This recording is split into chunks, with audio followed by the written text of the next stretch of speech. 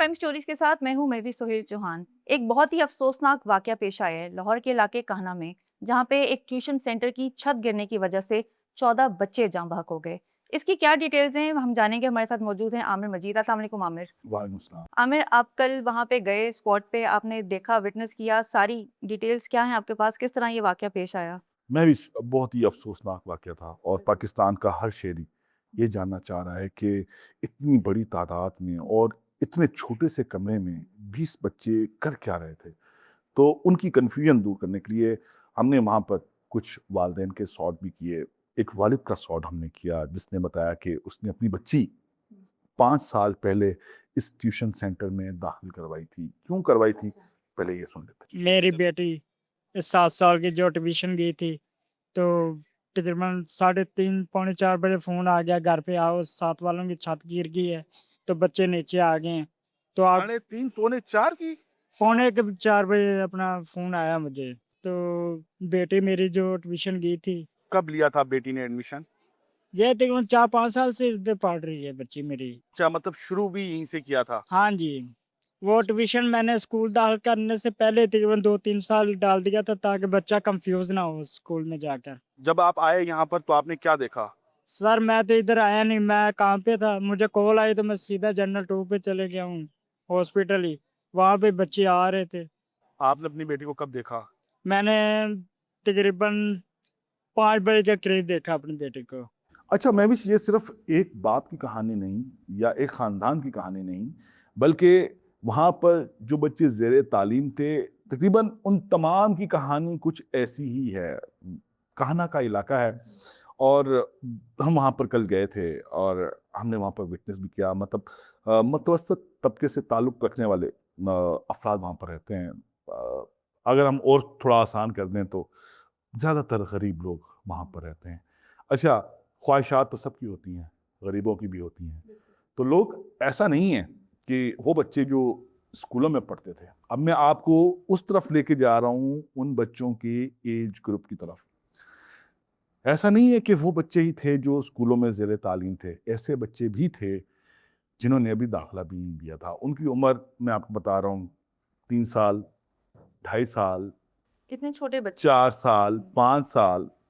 ये बाप जो अपनी रुएदाद बता रहा है, इसके मुताबिक कि इसकी बच्ची जो है वो केजी 1 या केजी 2 में पढ़ती है और गुज़िश्ता 5 सालों से वो इस ट्यूशन सेंटर पढ़ रही थी। वो इस वजह से कि वालिदैन चाहते हैं कि उनके बच्चों की बुनियाद जो है वो स्ट्रांग हो। वो स्ट्रॉन्ग हो। हम्म। सिर्फ इस वजह से हम्म। अमीर हो या गरीब, सबकी एक ही ख्वाहिश होती है कि उनके बच्चे पढ़ अच्छी लिख जाएं, तालीम हासिल बिल्कुल। करें, उनकी बुनियाद अच्छी हो और वो पढ़ लिख कर कोई मुकाम हासिल कर सकें।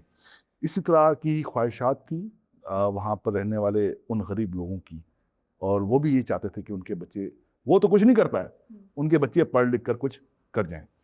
अब आते हैं महविश, ये वहाँ पर हुआ क्या है। ऐसा नहीं है जैसा बताया जा रहा है कि आधे मरले का घर था। आधे मरले का घर नहीं था, अच्छा। वो घर बहुत बड़ा था। हम्म। मतलब अगर मैं आवाम की रहनुमाई के लिए अगर मैं बताना चाहूँ, 15 बाय 16 फीट का तकरीबन, इससे थोड़ा कम या थोड़ा ज़्यादा हो सकता है, वो कमरा था जिसके अंदर तकरीबन 20 अफराद मौजूद थे। उसमें बच्चे भी मौजूद थे, टीचर भी वहाँ पर मौजूद थी। अब वो खाली उस घर में वो अकेला कमरा नहीं था, इस तरह का एक कमरा उसके बिल्कुल बराबर में था। ठीक है। फिर थोड़ा सा आगे आए तो सहन था, फिर आगे किचन था, फिर लेफ्ट साइड पर भी इतना ही बड़ा एक कमरा था, राइट साइड पर भी इतना बड़ा कमरा था, फिर थोड़ा सा आगे जाएं तो वॉशरूम थे और फिर उसके साथ गेट था। अच्छा, उसको जिस तरह पोर्ट्रे किया जा रहा था कि एक छोटा सा कमरा था, वहीं पे बच्चे पढ़ रहे थे, जहाँ पे ऊपर काम चल रहा था, वहाँ की छत जो है वो गिर गई थी। तो वो इतना छोटा नहीं, वो प्रॉपर एक बड़ा घर था। घर था। हम्म। मैं विश हुआ कुछ यूं कि छत टपकती थी और चूंकि मानसून का सीजन आ गया है और जो टीचर हैं उन्होंने ये मुनासिब समझा कि छत के ऊपर भराई कर दी जाए ताकि जो छत है वो लीक ना हो। मजदूरों को बुलाया गया था, मजदूर बड़ी तादाद में। अब वो मजदूर थे, वो इंजीनियर तो थे नहीं, बिल्कुल। मजदूर थे। अच्छा, ये अहले इलाका कह रहे हैं, यही जो है वो हमारे जो हुकाम है वो कह रहे हैं। लेकिन यहाँ पर मैं एक सवाल करूंगा ये बताने के बाद कि वहाँ पर हो क्या रहा था। वहाँ पर छत की मरम्मत हो रही थी, इसी स्ना में छत गिर गई। ठीक है, अच्छा वो दो कमरे एक साथ हैं, जब मैं बता रहा हूँ 15 बाय 16 15, उन दोनों छतों की भराई हो रही थी। फिर उसके बाद आगे जो कमरे उसके दरमियान में सहन भी था। अब ये कुछ सर्दियों का मौसम तो है नहीं महविश, ठीक है, गर्मियों के दिन हैं, बच्चों को बाहर सहन में भी शाम का वक्त था। अब ऐसा भी नहीं है कि दिन 12 बजे की गर्मी है, सूरज सर के ऊपर है और आप बच्चों को गर्मी में पढ़ा रहे हैं। एक स्टैंड फैन लगा के भी उनको पढ़ाया जा सकता था। दूसरी बात यह है कि बताया गया कि छत पर मजदूर बड़ी तादाद में थे, बच्चों की इत्तला आई, टीचर की इत्तला आई। जब छत गिरी तो मजदूर भी तो जख्मी होने चाहिए, मजदूर कहाँ हैं? एग्जैक्टली उनका तो कहीं नाम भी नहीं है कि मजदूर को किसी को कोई चोट लगी हो, कोई गिरा हो। वो मजदूर कहाँ गए? चलें, जख्मी नहीं हुए तो फिर कहाँ गए? पकड़े भी नहीं। पकड़े भी नहीं गए हैं।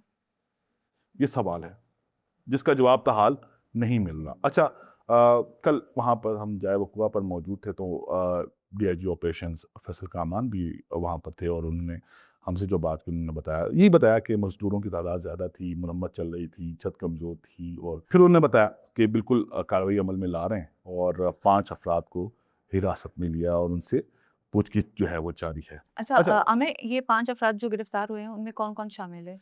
उसमें 2 भाई बताए गए हैं, जो टीचर हैं, जो ट्यूशन सेंटर के मुबैना तौर पर मालिक जो है वो बताए जा रहे हैं, उनको गिरफ्तार किया गया है। पूछगिछ जो है वो चल रही है।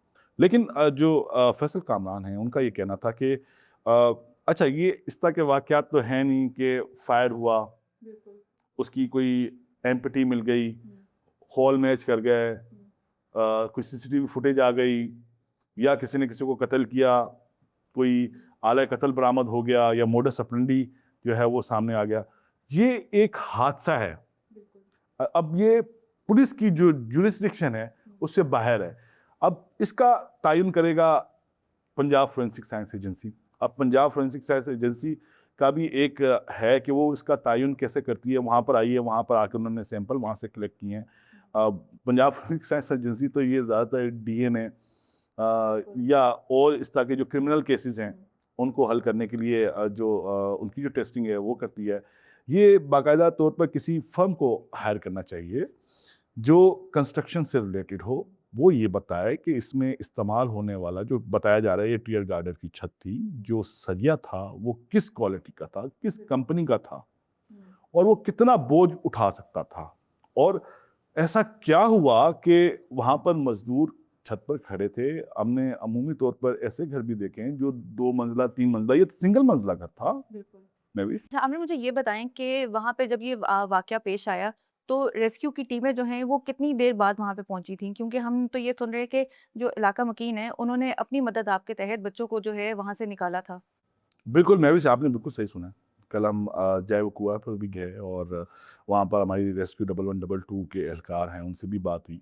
जो डिस्ट्रिक्ट के हेड थे, डॉक्टर इज़हान का नाम है, और उनसे जब हमने पता किया कि ये वाक़या पेश कब आया, तो उनको ये भी पता नहीं था कि ये वाक़या कब पेश आया।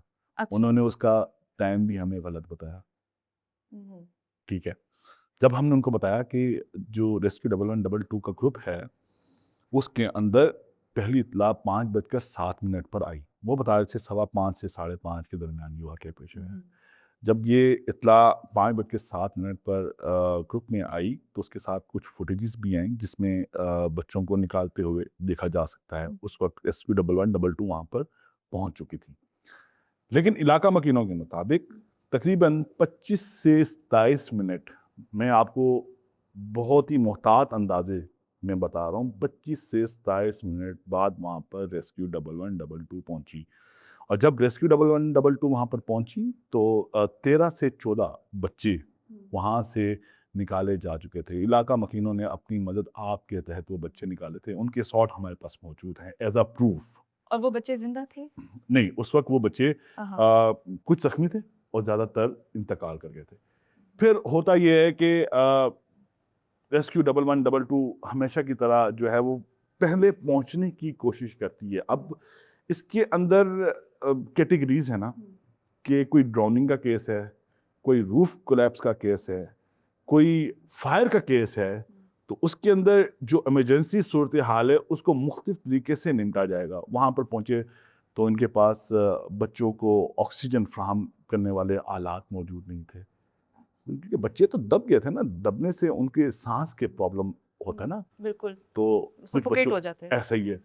अच्छा, वो जो मेन फिरोजपुर रोड है, वहाँ से जो वकुआ है वो तकरीबन कोई 10 से 12 मिनट अगर हम कहें एक मुहतात अंदाजे के मुताबिक, ये मैं आपको बता रहा हूँ कि अगर हम पैदल चलें तेज, तेज अगर मोटरसाइकिल हो हमारे पास या गाड़ी हो तो 5 से 7 मिनट हमें चाहिए मेन रोड तक जाने में, और उसके बिल्कुल ही बराबर में जनरल अस्पताल है।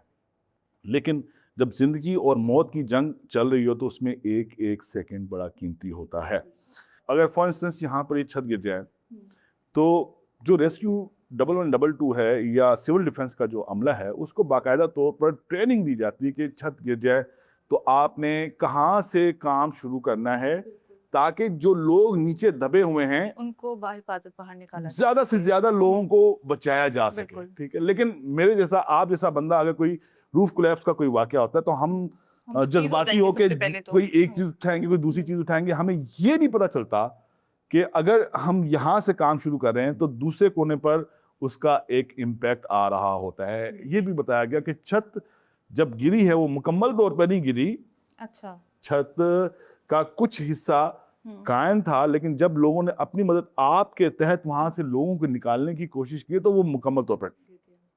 और अगर आप ये भी कहें कि फॉर इंस्टेंस ये छत है, इस छत के अंदर से एक लोहे का या सीमेंट का एक गार्डर डाला हुआ है, तो उसके नीचे बैठे हुए बच्चे ही उसमें मुतासिर होंगे ना। अगर वो गिरेगा तो पूरे कमरे में जो बच्चे बैठे हुए थे वो एकदम कैसे उसके नीचे आ गए। तो हुआ कुछ यूं था कि जब वहां पर रेस्क्यू करने की कोशिश की गई इलाका मकीनों की तरफ से, उन्होंने तो नेक नियति के साथ वहां से बच्चों को बचाने की, जिंदा निकालने की कोशिश की, लेकिन उनको इस बात का इल्म नहीं था कि वो जो नेकी कर रहे हैं उसका भयानक अंजाम भी हो सकता है। अच्छा आमिर, मुझे ये बताएं कि अब जबकि ये वाकया एक पेश आ गया है तो इसके बाद अब गवर्नमेंट जो है इसके ऊपर क्या फर्दर स्टेप्स लेगी, कि क्या इस तरह के ट्यूशन सेंटर्स जो हैं और स्कूल जो हैं स्पेशली उनके ऊपर किसी किस्म की कोई वो कमेटी बनाएंगी, कुछ करेंगे कि इन चीज़ों से जो है वो प्रिवेंट किया जा सकता है या बचा जा सके? मैं भी ये तो आप हर गली मोहल्ले की कहानी है। आप यहाँ से चले जाए, आपको पता चलेगा कि 3-4 गलियाँ छोड़कर कोई एक घर है, वहाँ पर कोई टीचर हैं, वो बच्चों को पढ़ाती हैं, और वालिदैन भी ये प्रेफर कर रहे हैं। अभी ज़्यादातर तो ये अभी गर्मी की छुट्टियाँ चल रही हैं, वालिदैन भी ये प्रेफर करते हैं कि घर के आसपास ही कोई ट्यूशन आसपास ही सेंटर कोई मिल जाए। ट्यूशन पढ़ाने वाला मिल जाए, बच्चे वहाँ जाएं, 1-2 घंटे वहाँ पर पढ़ें और वापस आ जाएं। और ये जो ट्यूशन सेंटर है ये कोई रजिस्टर्ड तो है नहीं या कोई आइडेंटिफाइड तो है नहीं, तो हुकूमत कैसे कार्रवाई अमल में लाएगी? पहले तो इन ट्यूशन सेंटर्स को बाकायदा तौर पर एक लीगल एम्बिट में लाना होगा, फिर उसके बाद उनकी निशानदेही करनी होगी, उसके बाद ही कोई कानून बनेगा। इससे अभी तक तो कोई ऐसा कानून एग्जिस्ट ही नहीं करता कि घर में बाकी जो ट्यूशन सेंटर है उनके खिलाफ कार्रवाई अमल में लाई जाए। अच्छा आमिर, आपको मैं यहाँ पे एक और अपडेट देती चलूँ कि जो वज़ीर आला पंजाब हैं मरीम नवाज़, उन्होंने लवाहिकीन के लिए माली इमदाद का जो है वो ऐलान किया है और उम्मीद करते हैं कि घर वालों को जो है वो सब्र अल्लाह ताला दे, क्योंकि बहुत ही अफसोसनाक वाक़या है। हमारा दिल जो है यहाँ पे बैठे हुए इस स्टोरी को कवर करते हुए इतना जो है वो परेशान है, तो जो घर वाले हैं उनके ऊपर क्या बीत रही होगी आप जान ही सकते हैं। मुझे दीजिए यहाँ पे इजाज़त। अल्लाह हाफ़िज़।